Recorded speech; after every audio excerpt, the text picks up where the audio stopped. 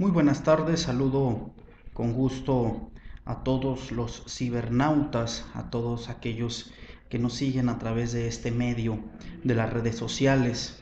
Estamos grabando desde la editorial Identidad PRI en el Comité Directivo Estatal del Partido Revolucionario Institucional. Mi nombre es Alfonso Rentería, servidor de todos ustedes y colaborador de aquí de la editorial que coordina el licenciado Milton Eloir López Córdoba. Y bueno, en esta ocasión por ahí me comentaron y pidieron un tema muy controversial, muy polarizado, y más que nada yo lo que quiero es informar, no enseñar ni adoctrinar, sino informar y desmitificar sobre este tema que es precisamente la masonería. La masonería, un tema controvertido por las posturas que existen tanto a favor como en contra de esta organización de tipo mundial, que viene desde hace siglos atrás y que bueno, está vigente todavía en nuestro país, incluso aquí en Durango y en todo el mundo. Como les digo, es una organización de tipo universal. ¿Cómo definimos a la masonería? Bueno, la palabra masón viene en su raíz etimológica, quiere decir albañil, constructor, y bueno, se trata precisamente de manera simbólica de que todo aquel que pertenece a la masonería pues va construyendo y va edificando su propio templo o su propia vida, todo esto de manera alegórica o simbólica, porque hoy en día la masonería como la conocemos es meramente simbólica. La masonería es un grupo de iniciación filosófica, espiritual, y al decir iniciación es precisamente iniciarse en el conocimiento, en el despertar de la conciencia, a través de la filosofía, a través de los valores, a través de una práctica digna dentro y fuera, también en la sociedad. Eh, la masonería tiene una historia muy amplia, personajes muy interesantes, personajes que incluso han sido trascendentales en la historia de todo el mundo, de México y del mundo.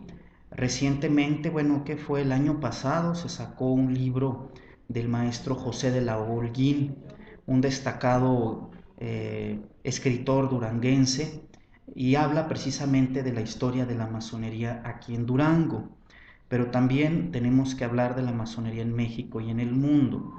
Los antecedentes de la masonería, tenemos dos clasificaciones. Tenemos una masonería pragmática y una masonería simbólica, como la conocemos hoy en día, con ritos, con símbolos, con ciertas cuestiones de tipo ritual. Eh, Hay quienes hacen alusión, hay un parteaguas o hay un ciclo o siglo, perdón, de tiempo en donde podemos hablar de un parteaguas, de un antes y un después de la masonería. Y estamos hablando del siglo XVIII y XVII aproximadamente. Antes del siglo XVIII y del siglo XVII se hace alusión a la masonería práctica. Y estamos hablando de sus orígenes desde las primeras culturas y las primeras civilizaciones, donde de manera simbólica, de manera esotérica, se construían los grandes templos y las grandes ciudades, todo esto con rituales meramente mágicos religiosos, con cuestiones cargadas de símbolos, cargadas de alegorías. Estamos hablando desde las culturas egipcias, las culturas mesopotámicas, las culturas hebreas, donde existían los grandes constructores, los maestros constructores, y que tenían un cierto grado de misticismo. Sabemos que estas culturas, o que podemos denominar culturas originarias, como la mesopotámica, la hindú, la china, la egipcia, acá en América, pues Mesoamérica, e incluso la cultura de los Andes en Machu Picchu. Estas culturas originarias estaban llenas de misticismo, llenas de esoterismo, de magia, de cuestión religiosa. Después, ya cuando pasamos la etapa de la antigüedad y llegamos a la etapa de la Edad Media, hablamos de una masonería más artesanal, donde los maestros constructores se encargan de construir o de edificar las antiguas catedrales de la Edad Media en Europa. Eh, Allí, a finales de la Edad Media, tenemos una transición a lo que va a ser la masonería simbólica. ¿Cuáles los orígenes de la masonería como la conocemos hoy en día? Que viene precisamente a... es una masonería, vamos a decirlo así, una especie de eclecticismo donde se conjugan y se reúnen y se entremezclan todos los conocimientos de la antigüedad y la Edad Media, todas las cuestiones iniciáticas, rituales, para dar origen a un grupo masón de tipo simbólico y ritual, donde a través precisamente de ciertos actos, de ciertas enseñanzas, se transmite ese conocimiento de antaño o de siglos.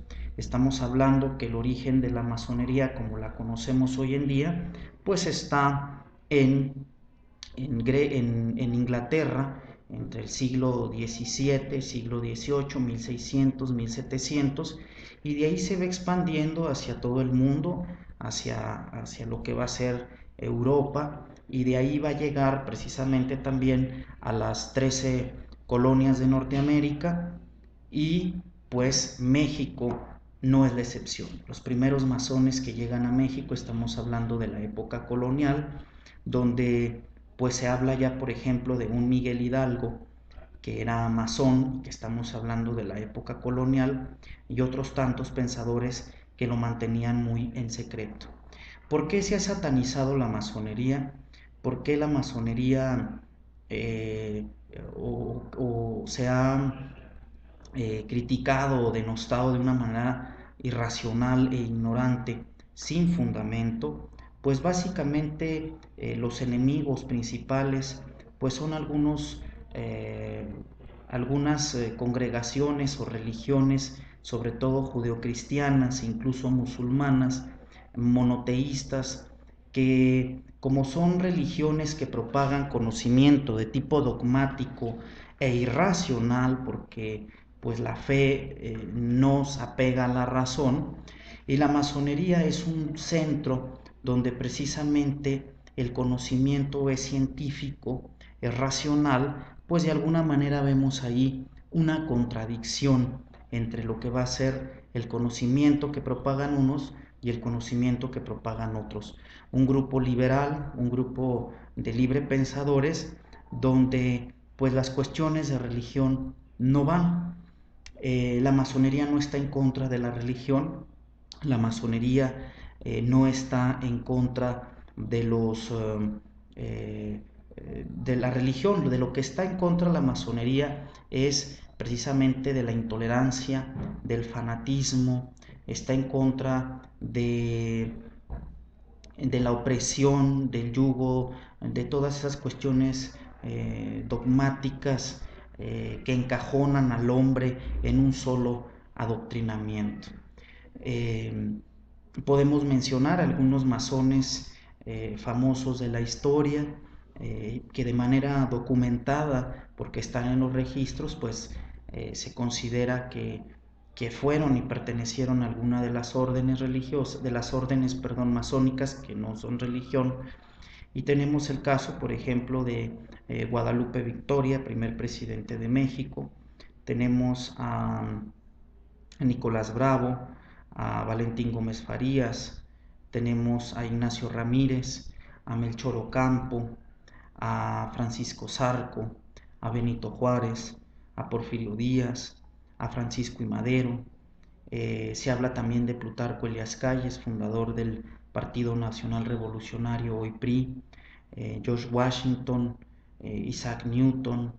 Estamos hablando también de Mario Moreno Cantinflas, en el área no de la política, sino como artista, como actor en este caso, y otros personajes muy interesantes. Bueno, actualmente lo declaró el pintor, no sé si todavía vive, José Luis Cuevas, Este pintor contemporáneo también se declara que pertenece a la orden de la masonería. Y bueno, hablar de los masones es llevarme mucho tiempo.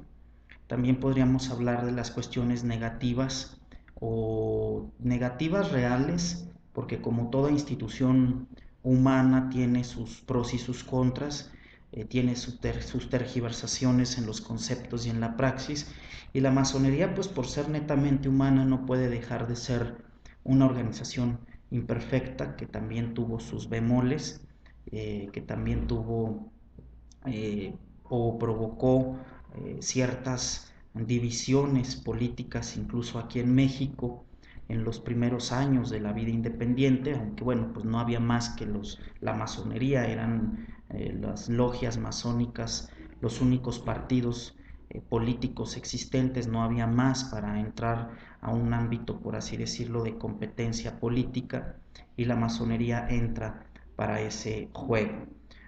Hay otras posturas un poco que atacan a la masonería, pero no la atacan desde el punto de vista dogmático religioso, la atacan más desde un punto de vista histórico, veraz, objetivo. Está Leopoldo Mendívil, por ejemplo, en su libro de Secreto 1910 y Secreto 1929, habla precisamente que la masonería no proviene de esa herencia de la que se habla ancestral o de siglos de las culturas originarias, sino que todo fue un invento de un rey de Inglaterra para de alguna manera legitimar poder y empezarse a expandir.